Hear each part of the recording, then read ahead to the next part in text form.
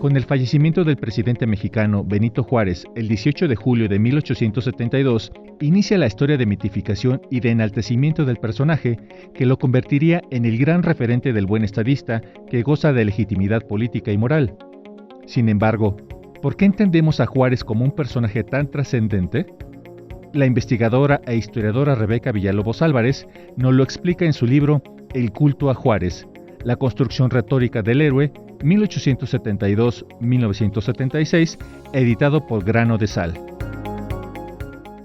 Desde mi punto de vista, los héroes son ciertamente figuras míticas en el sentido de que le dan significado a ciertas conductas colectivas, pues, o le dan sentido a una comunidad política o social.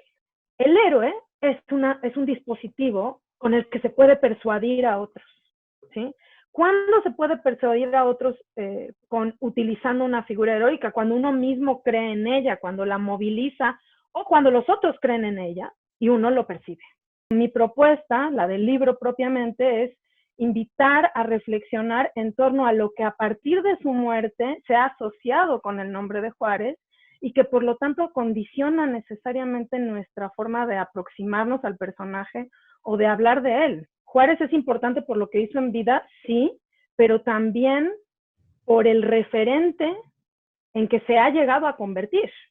Y ese referente simbólico no lo creó él, se fue creando en función de muchos grupos sociales, de muchas preocupaciones políticas, de muchas coyunturas. El primer uso político de la imagen de Juárez es para tratar de aglutinar a las élites o darle una suerte de sentido muy básico a esta sensación de incertidumbre que surge cuando muere y sirve para reafirmar los valores liberales por un lado y también para para generar un discurso de unidad y un referente de legitimidad. La escultura del Panteón de San Fernando de los hermanos Islas, por ejemplo, que es desde mi punto de vista el primer monumento al héroe y uno muy eficaz que testimonia la primera etapa del culto. No obstante, el culto a Juárez ni nace con el oficialismo, es decir, nace en todo caso con las élites políticas liberales, pero el gobierno no lo controla, puesto que existe y tiene una base social, el gobierno de Porfirio Díaz hábilmente lo aprovecha. Pero eso ocurre porque ya existía. Ya bien entrado el siglo XX, en la época de oro del cine mexicano, ahí están las grandes películas sobre Juárez, la titulada con su nombre de la MGM, protagonizada por Paul Muni y Betty Davis. We shall stop fighting Bazaine his way and make him fight our way. Cuando se lo encuentran López Mateos o después Luis Echeverría Álvarez, Juárez es una figura absolutamente consolidada y, por cierto, muy vinculada al poder presidencial, que a partir de los años 50, ahí sí empieza a vivir su segunda gran época de oro, hasta la apoteosis, como se le suele llamar, del año de Juárez en 1972, ¿no? Para los 70 nosotros tenemos a Juárez en telenovelas, ahí está El Carruaje.